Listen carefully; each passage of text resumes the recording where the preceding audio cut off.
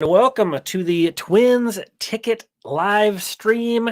As you can see, tonight we are talking about the bullpen. Yohan Duran, kind of a guy almost not talked about enough, I feel like, especially this time of year. I feel like a lot of times we're discussing, new additions or potential trades, problems, we're talking about the bullpen.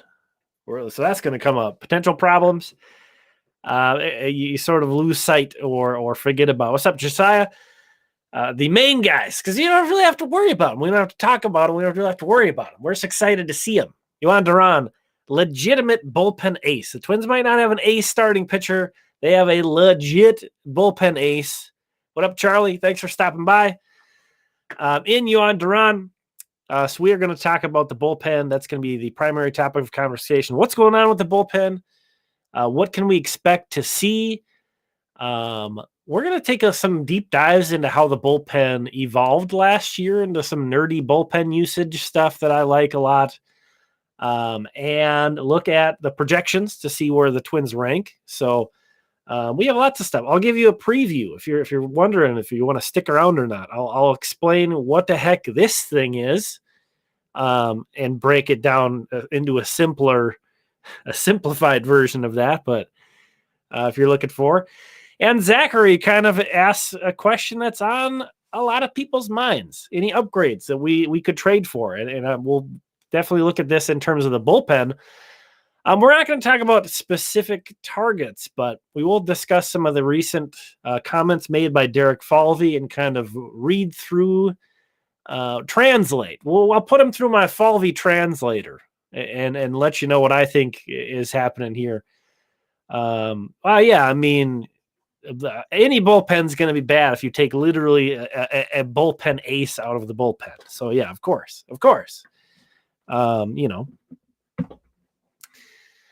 All right, just kind of letting everybody file in here and getting through some of the early chat, because we'll be a little distracted on some other things. I think they're going to get Brad Hand. I think they'd love to get Brad Hand on a minor league contract. Minnesota native, left-hander, doesn't have great stuff. I don't think they want to give him a guaranteed contract. So I don't know that Brad Hand's going to want to sign a minor league deal. So, but if it's to play in Minnesota, he's going to be in Minnesota one way or the other. If he makes it to the Twins, he'll obviously be on the big club. If he doesn't make the Twins, he'll be in St. Paul. It's a pretty great situation if you think about it that way. Yeah, I mean, I think we could all use a Falvey translator sometimes. But yeah, after so many years, I think I'm starting to get some of what he's saying and some of what's in between what he's saying, because he never really says. He's really good at answering questions and completely answering a question without saying a whole lot. That's actually that's a feature, not a bug. That's a good thing for a front office member. It's a little bit frustrating from a fan's perspective, but we can actually I'll relay that into what we're talking about here. And Charlie actually hits on one of the first things I want to talk about. Like Cole Sands for the pen being a Jax-esque type guy. And that's actually one of the things I want to translate as well, because we're going to bring this up here. Do Young Park of MLB.com. This was something you reported. So, all the reporters are down in spring training. This is awesome. We're getting actual news happening, some stuff happening. And Doe reported that Falvey is saying that they're not expecting any starters to convert to relief this spring, but that Cole Sands might be the most likely to do that. Also mentions that Josh Winder is also building up as a starter. So, again, Falvey says there aren't any starters converting to short relief this spring. So, there's two reasons why I think this is a really good idea. Number one, at this point, this early, I would be preparing all of my guys who could be starting pitchers or have been starting pitchers to stretch them out, to getting them ready to stretch out. You never know. You never know what's going to happen. What happens if Kenta Maeda is thrown 87 in his outings? What happens if somebody else gets injured? You want to be protected as much as you can with the starters. It's so much easier to take a guy who's starting and put him in the bullpen than it is to take a bullpen guy and stretch him out to start. So I think that's good. And the number 2 consideration is it also protects these guys' trade value. I do think I would bet the over on the Twins making what would it be 0.5 trades before opening day. I think the Twins will make another trade to impact the Major League roster. I do think it's going to, well, it'll either be a Max Kepler trade or a bullpen trade, maybe both in the same trade. I don't know. But I think it's smart because you want to protect your rotation. I think it's smart because you want to protect some of these guys' trade value. And obviously, like Cole Sands and Josh Winder aren't going to bring you like a bullpen stud on their own, but they could help in a package. They could be attractive to some teams as guys who, a team could take one of these young guys and put it right into their Major League pitching staff. Excuse me. So I wasn't too expected to see at this point. They're saying that. However, I can pretty much guarantee you one of their starters from last year, one of their guys who were starting, in the minor leagues, is going to end up in the bullpen in a permanent sense, not just sort of a length guy. Because we're going to see that too. We're going to see some of these young guys come up and provide length in the bullpen, but somebody's going to convert into a single inning reliever. Cole Sands, maybe him, maybe Josh Winder, might be Ronnie Henriquez. We'll wait and see how that's going to go. I see we have some Emilio Pagan questions. I'm going to have to take another sip of my drink before we address that.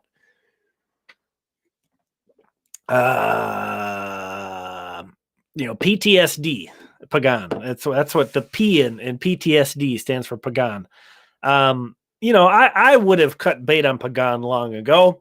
I don't think, I don't think it's really, we'll get to that actually with the usage thing. They really changed their usage of him later in the year. I don't think it really hurt after they'd figured out the bullpen and they pushed him to low leverage. It didn't really matter much, but he didn't hurt the team at that point. They clearly believe in his stuff, and I get that. I do, because he has good stuff. His pitches look nice. I don't, but when you can't command in the zone, I just don't know how that's going to translate into anything. I think the upside is like he's, solid. It's not like the Pagan upside is like he's freaking a closer. He's Duran. That's just not going to happen. That's just not going to happen. So I think for as much of a headache as he's been, and, he has a salary, he's a guy you can't option around. I would have cut him a long time ago, but, they love him. It's clear. This front office really believes in him. And, again, I can understand some reasons why. And we'll kind of get into the depth chart and talk about him some more, but so that was the first kind of news item, was that as for now, none of these starting pitchers are converting to the bullpen, but I think that's going to change as spring goes on, potentially. And then Doe also adds some more reporting that the Twins like their depth and are more focused on looking for non-roster invitee type guys. So I think that would probably be Brad Hand would probably be kind of in that conversation. And they're trying to focus on roster additions that are there's a high bar on what we're prioritizing there. And then he adds later on, and this is a full direct quote, "We've been open to the right bullpen fit, but we aren't necessarily just looking to maybe plug somebody with a little bit more service time that's going to not fit toward the middle to back end of a game." And to me, you can basically apply that quote exactly to why they didn't sign Michael Fulmer. And that's another one that personally I would have tried to get Fulmer back. He signed a 1-year, $4 million deal with the Cubs. This is a guy who was like their second most trusted arm at the end of last year, in September. And we'll take a look at that in a second. But Michael Fulmer, I would agree with this, is that, Michael Fulmer, is he going to really be a sort of full season fit? to the back end of a game in this bullpen? Probably not. Probably not because, well, he would be in that conversation, but I think the Twins are pretty well set with their kind of A side of the bullpen. He wouldn't be a slam dunk. Like, I don't think it's a slam dunk that Michael Fulmer is better than Griffin Jacks at this point. And I think maybe that's kind of what the point is here. So I would say, if you're looking at what's left on the free agent market, Matt Moore had a really good year last year. He's getting up there. Kind of disappeared for a while and came back and looked really good last year. But I don't think, reading through the lines here, I wouldn't expect the Twins to be going after Matt Moore. I wouldn't be expecting the Twins to go after any of the other free agents unless it's on like a minor league deal. But I do think that they're looking to, again, he says, we've been open to the right bullpen fit. So it's not like he's saying we're done. The bullpen's done. We have what we need. We're going to roll with that. So clearly if there is nothing left in the free agent market that is going to fit in their needs, that leaves the trade market. And it's really hard to predict the trade market. I think it's especially hard to predict the relief pitcher trade market. So it could be kind of chaotic, but I would expect, I would be surprised if the Twins didn't make a bullpen trade. I would be. They've been pretty aggressive in trying to get this team up to speed. I think the bullpen is in just a shockingly better shape than it was at this point last year. It's kind of similar to the rotation in that sense. But they're still kind of projecting to be middle of the pack. So, Mark, I don't think there is any chance that Duran gets stretched out to be a true ace. I mean, I probably would have tried to do it. Why? I mean, high risk, high reward, potentially you could blow his arm out and never really get it. You could miss out on that bullpen ace side, but other teams have been it doesn't happen a ton, but other teams have kind of worked guys in the bullpen and then stretched them out. It's been usually a pretty quick turnaround. I'm thinking of like Ranger Suarez with the Phillies. Didn't Spencer Strider with the Braves start relieve for a little bit before he got a shot in their bullpen? Anyway, Duran hasn't been really a starter for a while though. The last year he was a starter in the minors. I think he threw like 20 innings. It would be a crazy thing to try. Yeah, and I don't think it's on the table, but it's fun to think about. It's definitely fun to think about. So that is kind of the state of the reporting on where the Twins are at with the bullpen. I think it tells you a lot that basically in one of the first kind of newsy items that we get out of spring training is kind of some substantial stuff about the bullpen, because clearly this is the stuff that, the beat reporters are asking about. And, clearly this has been on Falvey's mind. And let's see, do we want to do that? Well, let's look at the depth chart first. All right. So this is what Roster Resource at Fangraphs has as the projected opening day bullpen. I think I would agree with this. So, you've got Lopez and Duran in the back end.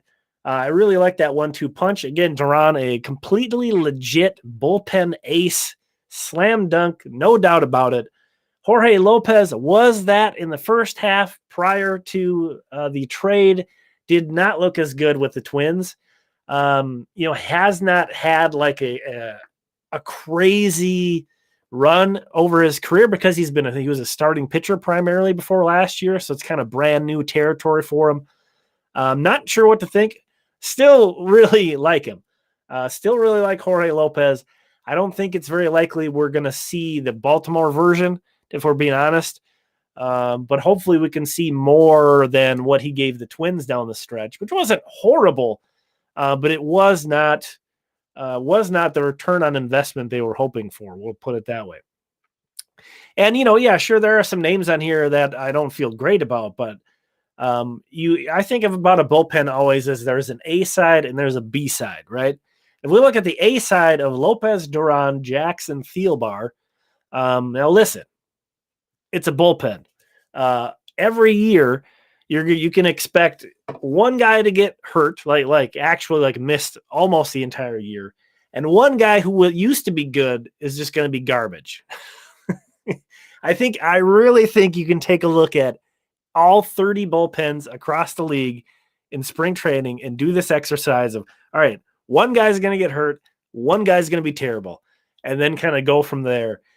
And maybe that's kind of being a little taking much of a glass half full, paranoid look at this, but that's what worries me about the Twins bullpen. On paper, I like what I see. Things look pretty good. Again, you have the guys like Pagan, Alcala, Moran, and McGill, but they're on the B side of the bullpen. That doesn't mean they're never going to pitch important innings, but they're going to be more working in low leverage. And potentially a couple of those guys, I think, potentially could progress to being trustworthy on the A side. Particularly Jorge Alcala, who really appeared to blossom at the end of 2021, kind of when the Twins were dead in the, terrible season. They were way out of it. He had a great finish to the season. A lot of people missed it. It was so encouraging. And then he came to spring training and just could not get his velo up, looked terrible. Hopefully we see that late 2021 version of Alcala again. And honestly, if he can be that, I think he can be better than Griffin Jacks. I think there is, a lot of reason to be pessimistic about that. He just kind of gets right back on that level. But I think it's possible. And then Giovanni Moran, he has some trouble with walks. He has some trouble with throwing strikes, but he's really intriguing. And another lefty to go with Caleb Thielbar. I think he could also kind of progress a little bit more as a guy who is kind of getting his feet wet in the big leagues. Kind of a funny thing with him is he actually pitched better with the Twins than he did with the Saints last year. So didn't appear to be too affected by the bright lights and the big stage. Trevor McGill has great stuff. I don't know that, if he can find the right mix, he could elevate, into not into like the back end, but certainly into maybe like a 7th, 8th inning role.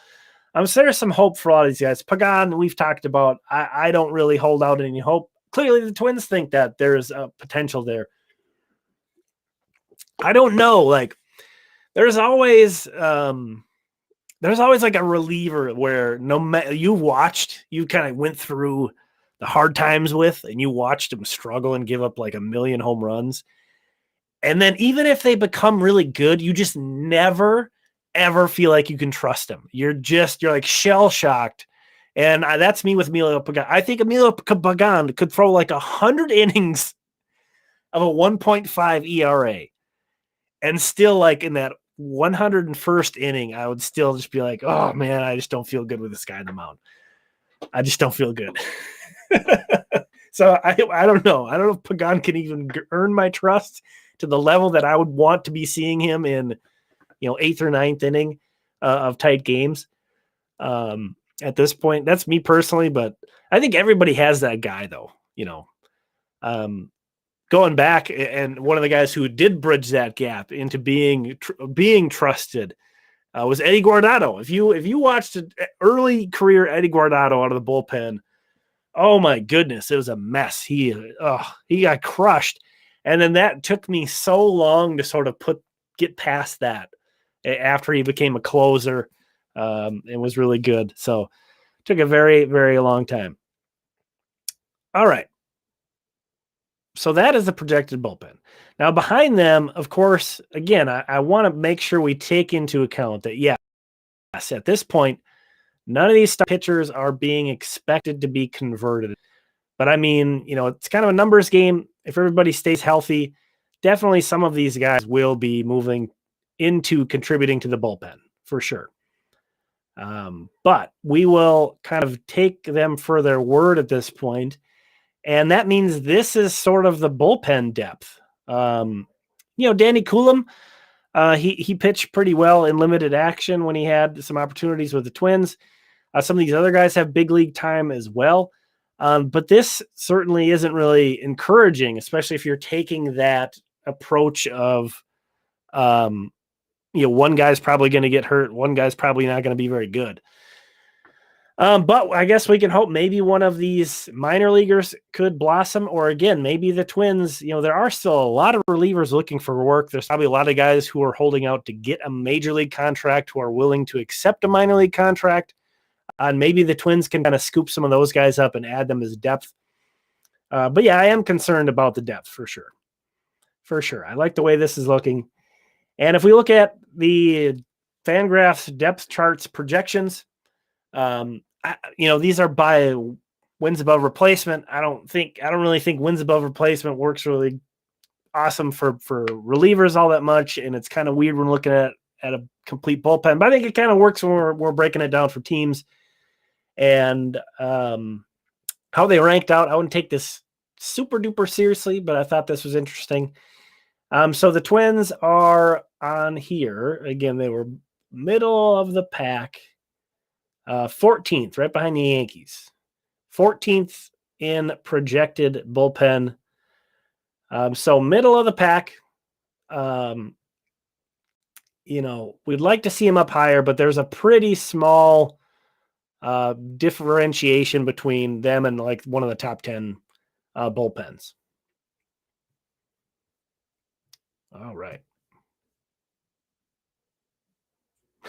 Yeah. Yeah, and Joe was kind of sympathizing with me too. He was and there's so many of these relievers that this is actually a great segue. There's so many relievers that pitch themselves into even higher leverage situations than they're put in. They're already a high leverage reliever. You don't need to make it any more stressful for us. Eddie Guardado was definitely one of those guys. Fernando Rodney, excuse me, not Fernando Romero. Fernando Rodney was one of those guys. So that actually is a great segue into the next kind of bunch of data that I want to throw at you guys. And just to talk about, again, this is more of a discussion on how a bullpen evolves, how the Twins bullpen was used last year. So we're going to talk about leverage index a bunch here. And a stat that's shortened down to GMLI is the leverage index when a pitcher enters the game. And this is something you can get broken down, on appearance, on month, on year. And basically, I like to look at this because it sort of distills it down to how the manager was managing the bullpen. Now, when a guy pitches himself into higher leverage situations, if you just want to look at the leverage index, that's what you're going to see. And, it's a manager is not going to pull a guy after he walks somebody necessarily right away. You can't now with the 3 batter minimum. So the manager doesn't have really complete control here anymore with that 3 batter minimum. So I think this specific stat is a little bit better at the manager side of the bullpen management. And then we're going to take a look at some graphs. So anything above 1 is above average, but high leverage is considered 2 and above. Low leverage is below 0.85. Only 10% of all real game situations have a leverage index greater than 2, while 60% have a leverage index greater than 1. You don't really need to remember that. I'm just trying to get you a little bit familiar with these concepts before we jump into this thing, which I'll break out further. This is every Twins pitcher that threw more than 20 innings out of the bullpen last year. I think it was like 11 guys. So right off the bat there, before we even talk about leverage index, if you have 11 guys who pitched 20 or more innings out of the bullpen, I mean that's like a quarter of a season for a reliever, and you have 11 guys that need to do that for you at some point or another. So that's where it's easy to get worried about when we're looking at the top 8 of the Twins and we're feeling good. Well, what about the 11th guy? And then you can be a little bit more concerned about that. But I want to talk about these kind of in chunks. So we can look at them a little bit easier. So this first set of 4 are the 4 relievers that were from pole to pole. They were in the bullpen the entire season. And this is their GMLI, their leverage index when they entered a game by month. And again, we kind of reference this with Pagan. You can see in the blue here, and if you look at his leverage index, it's much higher because he pitched himself into higher leverage quite a few times. But you can see he was going into super high leverage situations in April, even into June. But then after that, they really worked him to the bottom of the bullpen. He was pitching in super low leverage in August and September. So keeping him around last year, I don't think really did much damage. And the funny thing is this was when the Twins kind of started to slump. So the team already wasn't really doing all that good anyway. So especially, that didn't really matter much what the bullpen was doing. But yeah, so I don't think that keeping Pagan around really damaged things at that point. The damage sort of had been done, though. That's why he got demoted into such a low leverage role, of course. So we'll see. Again, I wouldn't have kept him around. I wouldn't be paying him whatever arbitration salary he's getting. But we'll see. Maybe the Twins, with a full off season with him, he was acquired like the day before opening day. So the Twins didn't really have a ton of time to try to work on adjustments or anything. We'll see. I'm not optimistic. I'm not here to tell you, buy shares of Emilio Pagan stock, but I just find this kind of stuff interesting. Duran, he was kind of middle leverage to low leverage early on, of course, as a rookie. I was kind of surprised he broke camp with the Twins in the first place. Deserved it. Sire of Fort Myers, we'll be talking about that, but the 2022 Sire of Fort Myers, Yohan Duran. And then after that, he just instantly went to super high leverage in May. Super high leverage, averaged high leverage, which is kind of crazy, and remained up there pretty high throughout the rest of the season. The gold line is Caleb Thielbar. Kind of had an upswing as well, started off himself in low leverage and moved his way up. And then the green is Griffin Jax, the lowest of leverage. He actually was averaging a super low leverage early on. A guy who got his teeth kicked in 2021, converted to the bullpen. So, of course, they kind of wanted to bring him along slowly, but really gain the trust and for good reason over the season. So it was interesting to see how these four guys kind of their usage and basically trust. That's what I kind of think about this metric as like manager trust evolved as the season went along. And kind of oh no. I'm sorry for those of you who are colorblind. But hopefully my descriptions on these help. We won't spend a ton more time on these, but the kind of lesson I'm trying to say is like, it's really hard to put too much stock into like your projected opening day bullpen or how things are going to change so much with the bullpen and things are going to evolve. Hopefully it's not to the point where it was last year, but I think it's kind of fun to look back and kind of marvel at how much it did evolve over the season. And hopefully we don't have to go through that much this year. All right. So the next three guys I have up are the three guys that joined the Twins at some point in the season, but are still on the roster.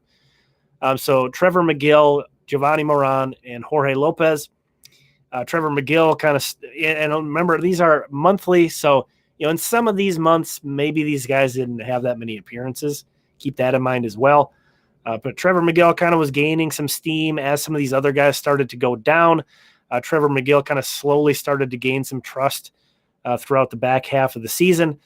Giovanni Moran, I think a lot of these months were pretty short stints. He was kind of coming up and down quite a bit last year. Pitched in low leverage situations, primarily in September. And then Jorge Lopez, when they first acquired him and he was pitching in August, was pitching into some pretty high leverage spots. And again, he was struggling, and they really demoted him into kind of a medium leverage role at one point in September. And he kind of was not trustworthy. Hopefully, again, they can kind of get him pointed right. Some questionable, pitch calling or pitch mix situations that some other people pointed out with him, and in particular with his changeup usage.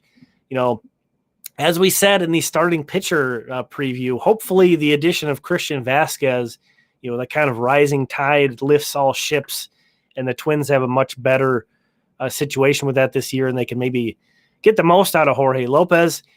And then this one's just kind of fun because it's fun to remember some of these ones. These are the guys that are no longer with the Twins, who pitched 20 or more innings in the bullpen last year. Joe Smith was like the highest leverage reliever in April and May last year. It was like when you had the bases loaded, Rocco was going to Joe Smith like every time, and he was actually crushing it in that, and then really you felt like you were playing with fire and your luck was going to run out before too long, and it kind of did because he actually ended up getting cut. That's how kind of far he fell. But that's just so funny that Joe Smith was this super high leverage reliever for 2 months, and then it happens so fast that he goes down, down, down, down, down, and then gets cut. It's incredibly low leverage the last we see him and is gone. Somewhat of a similar situation with Tyler Duffy, although not as extreme. I think because he had one of his earliest high leverage situations, he completely bombed Duffy. So he kind of got rotated out of that role, kind of worked his way back up. Again, I am not sure if July was a shorter month for him. But then he also just was totally untrustworthy come August and was cut. And then we see here Michael Fulmer, again in green, was one of the higher leverage guys in September. So that really surprises me that they went from him working a lot of high leverage in September to them not being interested in beating a 1-year, $4 million offer for him. And, we'll see. I just think that's going to be a really easy decision to second guess. I understand the motivation, certainly, especially these days, to be able to have a lot of guys in your bullpen who have options and you can send up and down, which obviously anybody you sign to a major league contract, you're not going to be able to do that. But I think it's weird. I would have liked to seen Michael Fulmer or someone like him added to this bullpen. But again, maybe we see a trade. And then that kind of crystallizes things. Maybe they trade for somebody even better than Fulmer, and it kind of makes sense. And the last guy, Jarrell Cotton, he was kind of up and down. He was pitching in all sorts of roles too. I think a lot of his high leverage work, Cotton, was probably like in extra innings. Like they'd already thrown 3 or 4 relievers, and he was sort of the last guy left. So it was technically high leverage. It was extra innings, tie ball game, obviously. But he gets thrown in. So he's kind of all over the place. But again, kind of the main point of that was to go through that journey of like remembering, like, oh my gosh, yeah, Joe Smith with bases loaded. He was a wizard there for a minute, and then he kind of started to fade, and it was kind of clear his stuff he was on his last legs. And then they moved on, and Duffy was the guy I think they wanted to kind of have a resurgence with. I think at this time last year, when they were sort of, Rogers was still, it was so crazy to remember that their projected closer was traded like the day before opening day. It was just a really chaotic situation. And it's no surprise that there is that, complete changing and evolving of roles, and all these guys who started in high leverage, move down to low leverage, get cut. These rookies move their way up to the top. That's the other thing I want to talk about in relation to Duran. Man, he was so good. He was so good, it almost completely overshadowed how cool it was that Griffin Jax, worked himself from, basically an afterthought, a guy who looked terrible as a starting pitcher the year before, into a A-side reliever. We're not looking at Griffin Jax to be a closer yet or anything, but absolutely a guy who I feel comfortable with being on the A side of the bullpen. And as a rookie to have that kind of performance was amazing. And it's easy to take that for granted with Duran doing the same thing, just like 5 times better than Jax did, so don't want to lose sight of that, how incredible it was that these 2 rookies came through and have stabilized the bullpen, and hopefully, fingers crossed, make a foundation for this bullpen for years to come. Again, relievers, up and down, injuries, so hard to predict this stuff. Yeah, I would have liked Fulmer. I would have liked Fulmer as well, especially such a reasonable deal. But, yeah, and Bob mentioned Thielbar. He is not a spring chicken, we'll put it that way. Caleb Thielbar, he was great last year too, and that was another kind of thing that helped this bullpen evolve as the season progressed. Was Thielbar really pitched great after not a super great start. Yeah, Caleb Thielbar is 36 years old. So that's, I mean, that's getting up there. Of course, the relievers, especially if they're kind of managed well.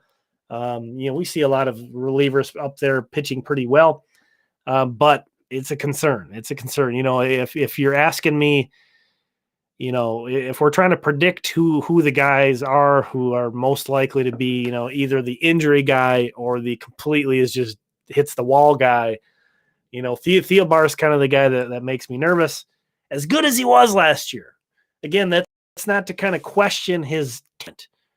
It's just a question of if, kind of age and luck catch up to him. So still feel good about him, but again, it's really a wobbly thing to be standing on a bullpen projection. And this team's going to have to evolve one way or another. Something's going to happen, injuries, underperformance. Something's going to happen to where this bullpen's going to have to evolve. And some guys out of the picture right now are going to step up, particularly if they don't make any more trades. I'm definitely looking at that starting pitcher crop and saying it's going to come from these dudes. And again, I think Ronnie Henriquez in particular could be a really interesting bullpen guy. His fastball, he has fastball velocity, but his fastball has gotten beat up pretty bad as a starting pitcher. But his slider is really good, and he can really manipulate the ball, gets a lot of movement. Maybe there's some other things you can unlock with him, especially with it's just such a game changer. It's such a game changer to go from, hey, we want you to throw 5 or 6 innings, 85 plus pitches, whatever, to go out there and throw your best stuff for 15 pitches. That is such a huge difference. So you never know what you're going to get out when you switch those guys up like that. So yeah, I think Cole Sands, I'm kind of one of the last people that's hanging on to him. Because everybody saw him last year struggle with the Twins, saw him last year struggle with the Saints too. To be fair, he did. He struggled with the Saints as well, but I think like he got recalled 6 or 7 times or so. He just never was able to get in any kind of a flow. And he's kind of weird. He's kind of a weird pitcher. If I remember correctly, he gets like no extension. His stride is super short, but he has a good breaking ball. Cole Sands does. So. Not a guy with a ton of velo, but again, it's one of those things where, you ask him to shorten things up and simplify his repertoire and you could see something completely different. There's some other wild cards. I think Louis Varland is a good enough starting pitcher that he should be continue to be stretched out and starting in AAA should there be an injury to anybody in the rotation. I know there's Bailey Ober's not even in the rotation at this point. So it feels like there's plenty of depth, but man, that depth can dry up really fast. Josh Winder is another guy kind of in that conversation as well. I think maybe it would make more sense to keep him in the rotation down in AAA. All these guys have options too, all of them. So they can come up and down as much as you need them. And I think that's kind of what Derek Falvey is really digging about, kind of envisioning how the bullpen might evolve over the year. So we'll see. It's going to be really, and then they'll pick up guys. There'll be guys that come through on waivers that they snatch up, like they did Trevor McGill. So they'll definitely be, cruising the waiver wire and looking for guys like that. I still think Bailey Ober. I think it made sense to make another rotation addition to make it so he's not locked in to a rotation spot. But I still think, he's been a pretty good pitcher in the majors. Just he's not healthy enough, and he's never been healthy enough. But it's a situation where, you kind of want, to be able to put him in there when you have him healthy, but then also not be completely relying on him. I like the situation that it's in. I don't know. I think if you're looking to trade guys, you could make some other trade targets. And, a starting pitcher who's had success at the major league level, who has options, who's still only, how old is 27? I mean, it's not like Bailey Ober's some kid anymore, but I wouldn't be too motivated to be dumping Bailey Ober at this point. Especially, I'm not. I think I'm probably glass half empty on Kenta Maeda. I have to admit at this point. Obviously, super interested in what he's going to look like. Super interested.